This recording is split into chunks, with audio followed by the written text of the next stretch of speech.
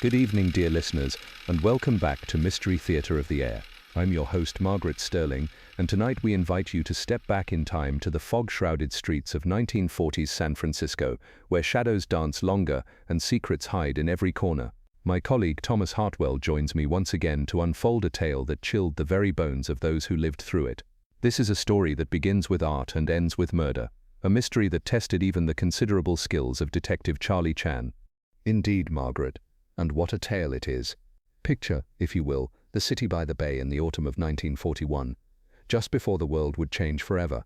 The neon signs cast their colored glow through the perpetual mist, and somewhere in Chinatown, the wise and methodical Detective Charlie Chan was about to encounter one of his most perplexing cases. Our story begins at Madame Tussaud's Palace of Wax, a curious establishment that had recently opened its doors on Powell Street, promising visitors the chance to stand face to face with history's most notorious figures. The museum was the brainchild of one Professor Aldrich Blackwood, a mysterious European gentleman who had arrived in San Francisco with impressive credentials and an even more impressive collection of lifelike wax figures. Blackwood was a man of medium height with silver hair and piercing blue eyes that seemed to see everything. He spoke with a cultured accent that hinted at education in the finest European universities. His hands, always immaculately clean, bore the calluses of an artist who worked with his tools daily. These weren't merely tourist attractions, Margaret. Blackwood's creations were works of art, so realistic that visitors often gasped upon first sight, convinced for a moment that they were looking at living, breathing people frozen in time. The museum itself was a marvel of atmospheric design, Thomas. Blackwood had spared no expense in creating an environment that would transport visitors into different worlds and time periods. The main entrance opened into a grand foyer with crystal chandeliers and marble floors imported from Italy. Soft classical music played from hidden speakers, and the air was perfumed with a subtle blend of lavender and sandalwood. Visitors would first encounter the Hall of Heroes, where wax figures of great leaders and inventors stood in dignified poses. Napoleon Bonaparte stood next to George Washington, while Leonardo da Vinci appeared to be sketching in his notebook. The second floor housed the literary gallery, where characters from beloved novels came to life. Sherlock Holmes stood frozen in thought beside his fireplace at 221B Baker Street, while Lady Macbeth seemed caught in the act of washing imaginary bloodstains from her hands. But it was the third floor that drew the most curious visitors, the Chamber of Horrors, where history's most infamous villains were displayed in scenes that were both educational and thrilling. Jack the Ripper lurked in a recreation of a London alley, complete with authentic Victorian street lamps and cobblestones shipped from England. But on that fateful October evening, Margaret, something went terribly wrong in Professor Blackwood's Temple of Wax. It was Mrs. Eleanor Pemberton, a wealthy socialite and patron of the arts, who made the gruesome discovery. Mrs. Pemberton was a woman of refinement and culture, known throughout San Francisco society for her charitable work and her keen eye for artistic talent. She had been married to a shipping magnate, who had left her well provided for when he passed away 5 years earlier. Since then, she had dedicated her life to supporting the arts, and her patronage had helped establish several galleries and cultural institutions throughout the city. Mrs. Pemberton had arrived for a private viewing. You see, having donated a considerable sum to help establish the museum, she had been instrumental in securing the building lease and had even helped Professor Blackwood navigate the complex world of San Francisco's art establishment. The professor himself was to give her a personal tour after closing hours, a special privilege reserved for only the museum's most generous supporters. She arrived promptly at 9 o'clock, as arranged, wearing her finest evening dress and carrying a small handbag that contained a substantial check for the museum's expansion fund. Mrs. Pemberton entered through the main hall, where the gaslight flickered against the polished marble floors. The silence was profound, broken only by the distant foghorns from the bay and the occasional creak of the old building settling. She called out for Professor Blackwood, but received no answer. The silence struck her as odd, since the professor was always punctual and had seemed particularly excited about showing her his latest acquisitions. Undeterred, she began to wander through the exhibits, admiring the craftsmanship of each figure and noting several new additions since her last visit. She spent considerable time in the Hall of Heroes, marveling at how Blackwood had managed to capture not just the physical appearance of his subjects but something of their essential character as well, Thomas. The figure of Abraham Lincoln seemed to carry the weight of a nation's sorrow, while Joan of Arc radiated determination and faith. The attention to detail was extraordinary. Each wrinkle in clothing, each strand of hair, each subtle expression had been crafted with painstaking care. Mrs. Pemberton found herself wondering about Professor Blackwood's techniques, the secrets behind his remarkable artistry. As she climbed the stairs to the second floor, she noticed that some of the lighting seemed dimmer than usual. Several of the spotlights that normally illuminated the figures appeared to have been adjusted, creating deeper shadows and a more ominous atmosphere. She assumed this was part of some new display technique that Professor Blackwood was experimenting with, perhaps to create a more dramatic effect for visitors. The literary gallery felt different in this altered lighting, more mysterious and somehow more alive. It was when she reached the third floor that Mrs. Pemberton began to feel genuinely uneasy. Margaret. The Chamber of Horrors had always been unsettling by design, but tonight there was something particularly disturbing about the atmosphere. The air felt heavier, charged with an electricity that made the hair on her arms stand up. She noticed that several figures seemed to have been moved since her last visit, repositioned in ways that created new sightlines and different dramatic effects. It was in the Chamber of Horrors where Mrs. Pemberton's evening took a turn toward the macabre. She noticed something peculiar about one of the newest additions to the collection, a figure of a man in a dark suit, positioned as if he had just been struck down. The figure stood in a corner that had previously housed a display about medieval torture devices, now replaced by this more modern scene. The detail was extraordinary, from the expression of surprise on his face to the way his hand reached out as if grasping for help. But as Mrs. Pemberton leaned closer to examine the artistry, she noticed something that made her blood run cold. The figure was wearing Professor Blackwood's distinctive pocket watch, the same one she had admired during their previous meetings. It was an antique piece, Thomas, engraved with his family crest and attached to a gold chain that had belonged to his grandfather. Blackwood had often told the story of how his family had managed to save this watch during their escape from persecution in Eastern Europe. It was more than just a timepiece. It was a symbol of survival and hope, the one precious thing that connected him to his lost homeland. With trembling hands, she reached out to touch the figure's wrist and immediately recoiled. The flesh was not wax at all, but the cold, lifeless skin of a real human being. The perfectly groomed hair was real hair, the expensive clothing genuine fabric, and the expression of terror frozen on the face was that of a man who had faced his death with shock and disbelief.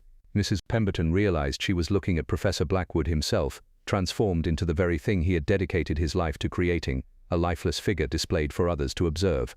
Her screams echoed through the museum's corridors, Margaret piercing the night air and carrying down to Powell Street, where they were heard by Officer Patrick O'Malley, a beat policeman who was making his evening rounds. O'Malley was a veteran of the San Francisco Police Department, a man who had seen his share of strange occurrences in a city known for its eccentric characters and unusual crimes, but even his experienced ears recognized the particular quality of terror in Mrs. Pemberton's cries, the sound of someone who had encountered something beyond the realm of normal human experience. O'Malley immediately called for backup and rushed into the museum, his flashlight beam cutting through the darkness as he climbed the stairs toward the source of the screaming. He found Mrs. Pemberton collapsed near the gruesome discovery, her face pale and her hands shaking uncontrollably. At first, he couldn't understand what had frightened her so badly. The figure looked like just another wax creation, albeit one of exceptional quality. It was only when he looked more closely, guided by Mrs. Pemberton's barely coherent explanations, that he realized the horrible truth.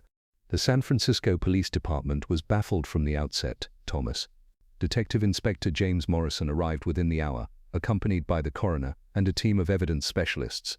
Morrison was a competent but unimaginative man, someone who had built his reputation on methodical police work rather than brilliant deduction. He had solved numerous cases through careful attention to procedure and systematic investigation, but this crime scene presented challenges unlike anything he had encountered before. The museum showed no signs of forced entry, and nothing appeared to have been stolen. Professor Blackwood's office remained untouched, his safe unopened, and his valuable collection intact. The cash register in the gift shop still contained the day's receipts, and several pieces of expensive jewelry that Blackwood wore habitually were still on the body. The killer had apparently taken nothing of material value, which made determining a motive extremely difficult. More puzzling still was the question of how the murder had been accomplished, and the body positioned without leaving any obvious traces. The waxmaking workshop in the basement showed no signs of disturbance, and all of Blackwood's tools appeared to be in their proper places. The killer had not only committed murder, but had then engaged in an elaborate and time-consuming process of positioning the body to blend in with the existing displays. This suggested someone with intimate knowledge of both the museum's layout and Blackwood's artistic techniques. Morrison's initial investigation focused on the most obvious suspects. Mrs. Pemberton herself came under scrutiny. Despite being the one who had discovered the body, the inspector noted that she had both motive and opportunity. She was familiar with the museum, had access after hours, and might have had financial disputes with Blackwood that hadn't come to light. However, her genuine shock at the discovery and her long-standing reputation in the community made her an unlikely candidate. The inspector also examined Blackwood's business associates and competitors. Margaret, the wax museum business was more cutthroat than most people realized, with artisans jealously guarding their techniques and competing for wealthy clients. Morrison discovered that Blackwood had recently outbid several rivals for a lucrative contract to create displays for a hotel chain, potentially creating enemies within his profession. But none of these potential suspects seemed to have both the access and the artistic skill necessary to carry out such an elaborate crime. It was then that fate intervened in the form of Charlie Chan. The renowned detective happened to be visiting San Francisco on a case involving art forgeries in Chinatown. Chan had been tracking a sophisticated operation that was creating fake Chinese antiquities and selling them to unsuspecting collectors throughout California. His investigation had brought him to several galleries and auction houses in the city where his reputation for solving unusual crimes had preceded him. When word of the peculiar murder at the Wax Museum reached him, his curiosity was immediately piqued. Chan had always possessed an appreciation for the unusual, and this case promised to be anything but ordinary. The combination of artistry and murder appealed to his aesthetic sensibilities, while the puzzle of how the crime had been committed challenged his deductive abilities. He contacted Inspector Morrison and offered his assistance, an offer that the beleaguered inspector gratefully accepted. Charlie Chan arrived at the museum the following morning, accompanied by his eager son Lee, who was visiting from Honolulu. Thomas. Lee Chan was a young man in his 20s, bright and ambitious, but still learning the subtle arts of detection from his famous father. He had recently graduated from the University of Hawaii and was considering following in his father's footsteps, though he sometimes chafed at the methodical pace of traditional investigation. The detective stood in the Chamber of Horrors for nearly an hour, his keen eyes taking in every detail of the scene. He examined the positioning of the body, noting how carefully it had been arranged to blend with the existing displays. He studied the expression on Professor Blackwood's face, reading in those frozen features a story of surprise and betrayal. Most importantly, he analyzed the way the killer had attempted to disguise murder as art, recognizing in this act both intelligence and a disturbing sense of irony. Very interesting, Chan mused to his son, his voice carrying that familiar tone of quiet contemplation. Killer possesses artistic sensibility, but also cruel sense of humor. To turn victim into unwilling exhibit shows mind both clever and twisted. Notice how body positioned to blend with existing displays, this not work of amateur. Lee watched as his father began to methodically examine each wax figure in the chamber, paying particular attention to their positioning and the tools that had been used in their creation. Chan's examination revealed several subtle clues that Morrison's team had overlooked. Margaret, the detective, noticed that dust patterns around several figures had been disturbed, suggesting they had been moved recently. More significantly, he found traces of a particular type of wax on the floor near Blackwood's body, a specialized compound that was not used in the museum's regular displays. This suggested that someone with access to professional wax-making supplies had been present at the crime scene. The detective also made careful note of the lighting in the Chamber of Horrors. Several spotlights had been repositioned, creating shadows that helped conceal the true nature of Blackwood's figure.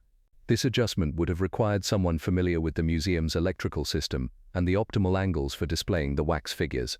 Chan realized that the killer had not acted impulsively, but had carefully planned both the murder and its concealment. Over the next several days, Chan began a systematic investigation of everyone connected to the museum.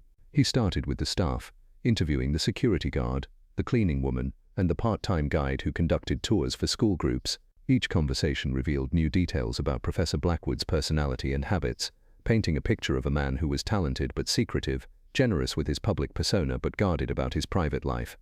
The investigation led Chan through the labyrinth and world of San Francisco's art community. Thomas. He discovered that Professor Blackwood had not been entirely forthcoming about his past.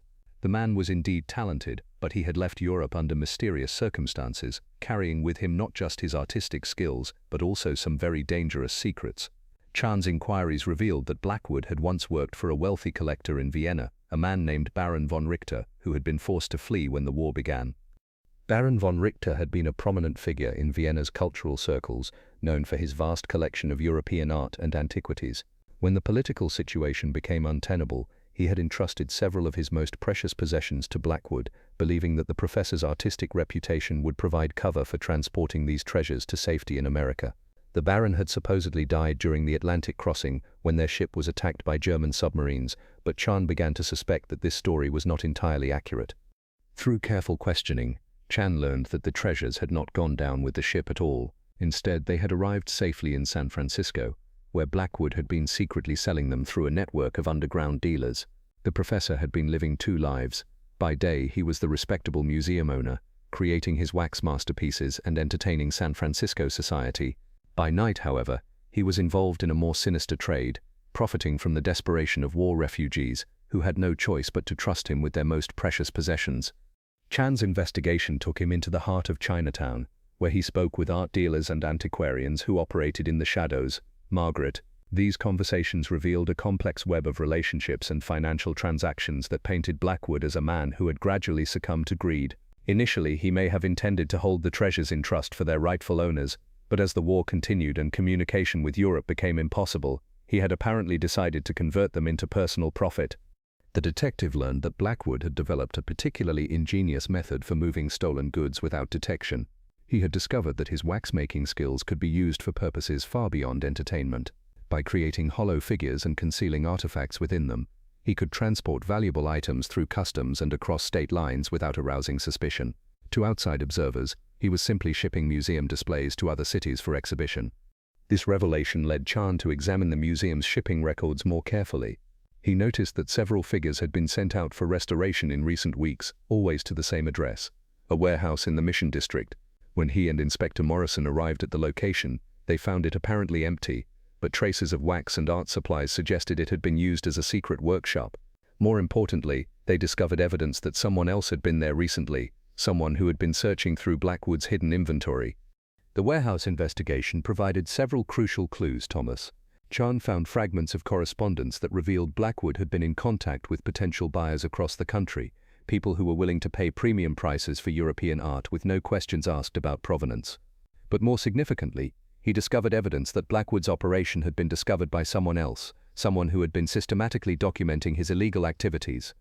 Hidden behind a false wall, Chan found a collection of photographs showing various artifacts that had passed through Blackwood's hands. These weren't casual snapshots but carefully composed images that appeared to be part of some kind of catalogue or inventory.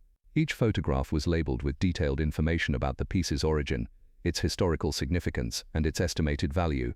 This suggested that someone had been preparing either to expose Blackwood's crimes or to blackmail him for a share of the profits. The detective also found evidence that the warehouse had been used as a meeting place for clandestine transactions.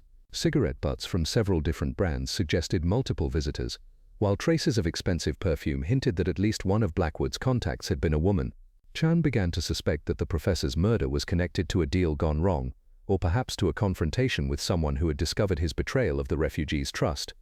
As Chan delved deeper into the case, he began to focus his attention on several individuals who had regular contact with Professor Blackwood and the museum. One of the most intriguing was Dr. Helena Vasquez, a Spanish art historian who had recently joined the museum as a consultant. Dr. Vasquez claimed to be an expert in European antiquities and had impressed Blackwood with her extensive knowledge of art history and authentication techniques. Dr. Vasquez was an elegant woman in her 30s, with dark hair and expressive eyes that seemed to hold depths of sadness. Margaret.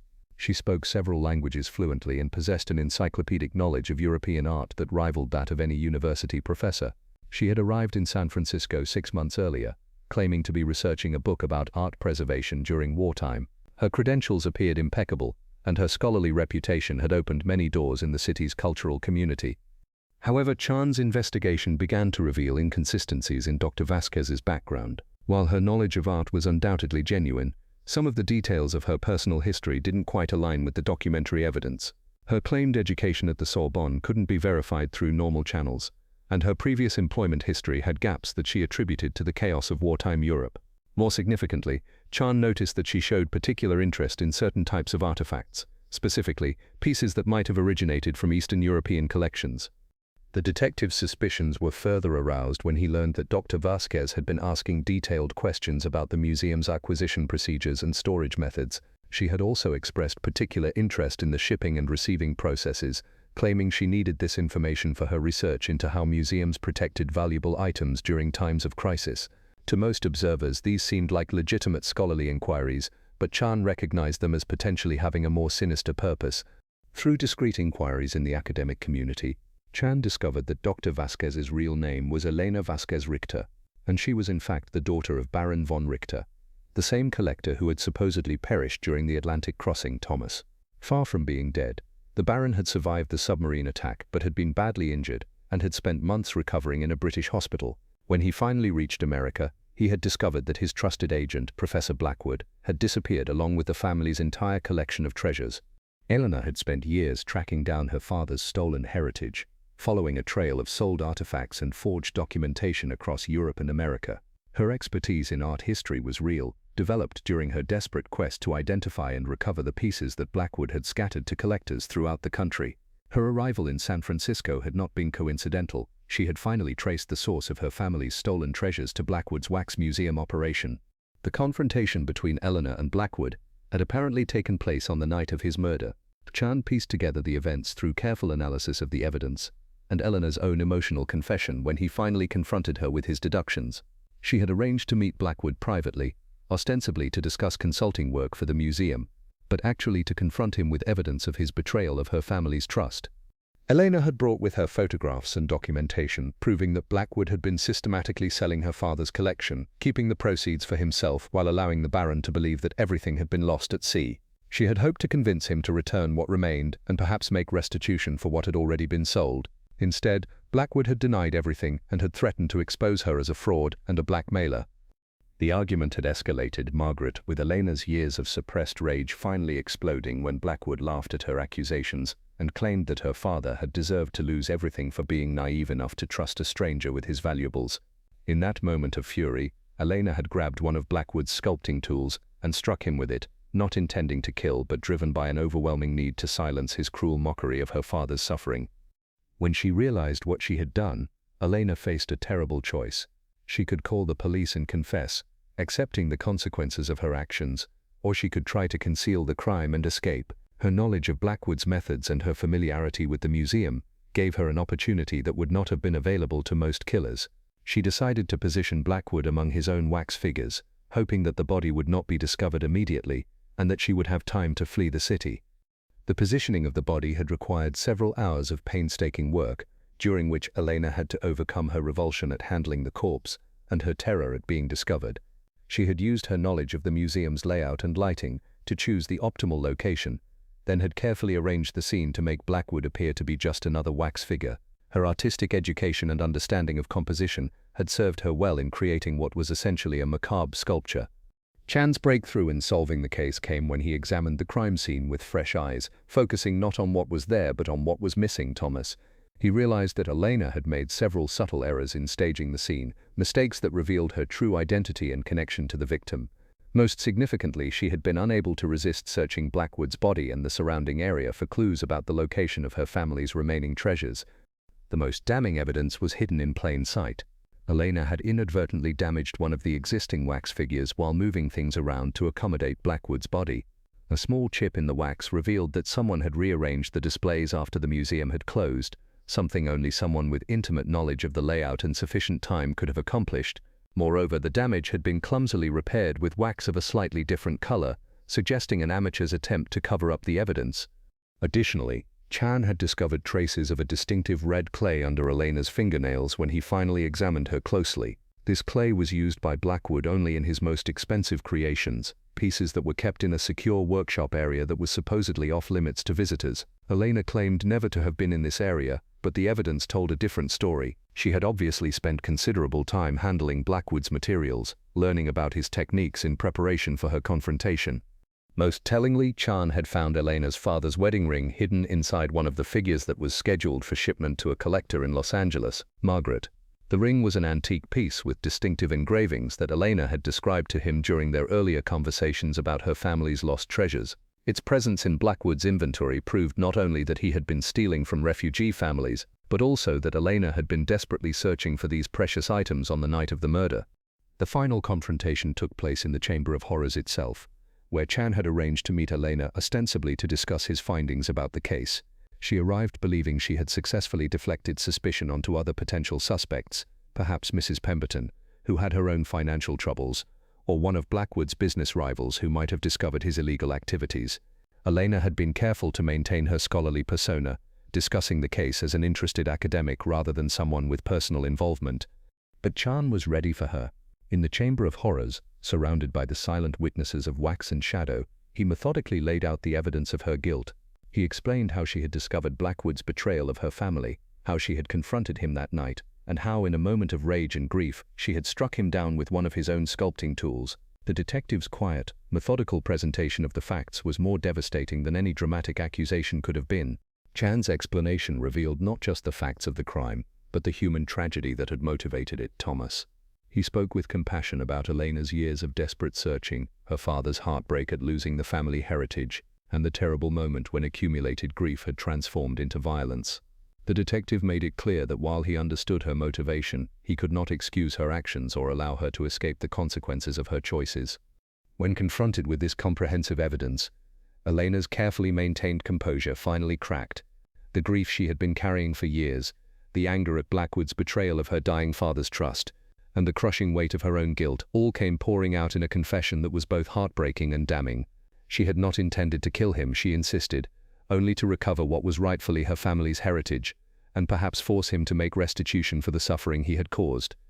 Elena's confession revealed the full scope of Blackwood's betrayal and the desperate circumstances that had driven her to violence. Margaret, her father Baron von Richter, was now living in a modest apartment in New York, surviving on a small pension and haunted by the loss of treasures that had been in his family for generations.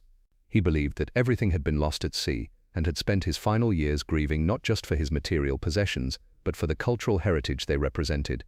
The artifacts that Blackwood had been selling were not just valuable objects but irreplaceable pieces of European history, items that connected refugee families to their lost homeland and cultural identity. By stealing and selling these treasures, Blackwood had committed not just theft but a kind of cultural murder, destroying the last tangible connections that displaced people had to their previous lives. Elena's search for these items had consumed her entire adult life, transforming her from a carefree young woman into a driven scholar obsessed with recovering her family's legacy. She had sacrificed personal relationships, career opportunities, and ultimately her own moral compass in pursuit of justice for her father. The tragedy was that her quest for righteous revenge had ultimately made her into the very thing she despised, someone who had taken a life in pursuit of material objects. The case concluded with Elena's arrest, but Chan took no satisfaction in solving this particular mystery. Thomas. The tragedy had claimed not just Blackwood's life through violence, but Elena's future through the destruction of her freedom and reputation. The stolen artifacts were eventually returned to their rightful owners, or their surviving family members, but the human cost of the crime could never be fully repaired. Chan arranged for Baron von Richter to be reunited with some of his family's treasures, a meeting that was both joyful and heartbreaking. The elderly man's gratitude was overwhelming, but his grief at learning about his daughter's fate was equally profound. He had lost his homeland, his possessions, and now his only child, a sequence of losses that seemed to epitomize the broader tragedy of wartime displacement and its long-lasting consequences. In his final report, Chan noted that the case illustrated the dangerous intersection of desperation and opportunity.